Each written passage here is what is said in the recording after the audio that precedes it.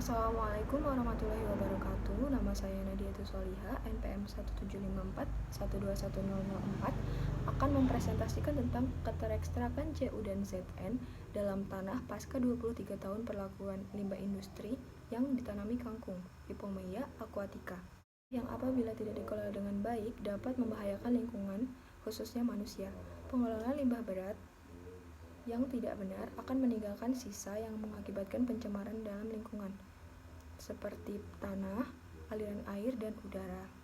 Logam berat dalam jumlah berlebih menyebabkan terjadinya pencemaran dalam tanah. Logam berat dalam tanah dapat dikurangi dengan memanfaatkan vegetasi pengikat logam berat. Vegetasi ini mempunyai bentuk yang beraneka ragam. Ada yang berbentuk seperti alang-alang, ada juga yang berbentuk seperti rumpun. Teknik memperbaiki lahan dengan menggunakan vegetasi dikenal dengan sebutan fitoremediasi. Rumusan masalah ada dua. Yang pertama, apakah tanaman kangkung dapat menyerap logam berat? Yang kedua, apakah terjadi perubahan kandungan CU dan ZN pada tanah pasca 23 tahun perlakuan limbah industri yang ditanami kangkung?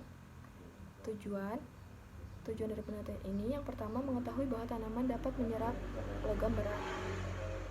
Yang kedua, mengidentifikasi kandungan CU dan ZN pada tanah sebelum dan sesudah ditanami kangkung. Hipotesis: terjadi perubahan jumlah logam berat CU dan ZN pada tanah pasca 23 tahun perlakuan limbah industri yang ditanami kangkung. Skema pemikiran dapat dilihat pada gambar ini. Mulai dari pencemaran tanah akibat limbah industri, ketersediaan logam berat CU dan ZN sebelum ditanami kangkung, penanaman kangkung, kelebihan dan kekurangan kangkung, pengekstrak yang digunakan seperti HNO3 dan NH4OH, kemudian kandungan logam berat setelah ditanami kangkung. Metode penelitian, waktu dan tempat. Penelitian ini dilakukan pada bulan April sampai Juli 2021. Contoh tanah diambil dari petak percobaan yang terletak di Desa Sidosari, Kecamatan Natar, Lampung Selatan. Analisis tanah dilakukan di Laboratorium Ilmu Tanah, Fakultas Pertanian, Universitas Lampung. Alat dan bahan alat yang digunakan pada penelitian ini antara lain bor tanah, mortar, kantung plastik, kertas label, botol kocok, mesin kocok, pipet tetes, botol film, neraca analitik, kertas saring Wattman, labu takar, gelas ukur, tabung reaksi, spatula, magnetic stirrer, ayakan, dan flame automatic absorption spektrofotometri. Adapun bahan yang digunakan yaitu sampel tanah Sidosari Natar, aquades, larutan HCl, larutan pengekstrak HNO3, kemudian NH4OAC.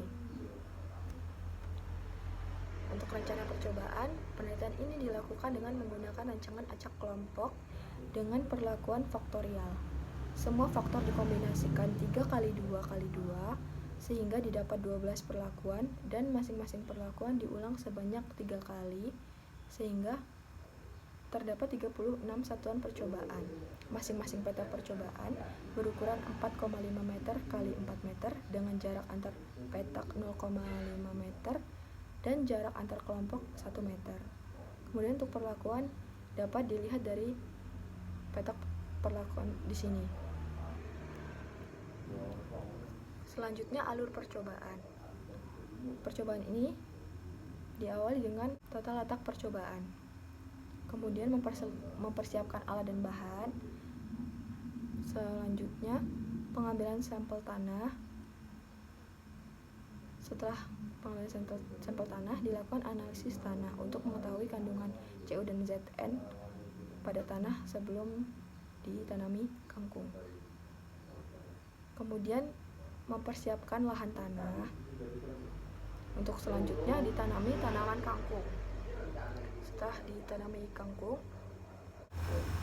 dilakukan pengamatan seperti tinggi tanaman, jumlah daun, dan ketersediaan CU dan ZN dalam tanah. Kemudian data yang diperoleh dianalisis. Setelah itu baru diperoleh hasil yang kemudian dilaporkan sebagai hasil penelitian. Untuk variabel pengamatannya sendiri, tadi sudah saya sebutkan, yaitu ada dua, variabel utama dan variabel pendukung. Variabel utamanya itu ketersediaan logam berat Cu dan Zn pada tanah sebelum ditanami kangkung. Yang kedua, ketersediaan logam berat Cu dan Zn pada tanah setelah ditanami kangkung. Kemudian variabel pendukungnya itu tinggi tanaman dan jumlah daun. Sekian presentasi dari saya. Kurang lebihnya saya mohon maaf. Wassalamualaikum warahmatullahi wabarakatuh. Terima kasih.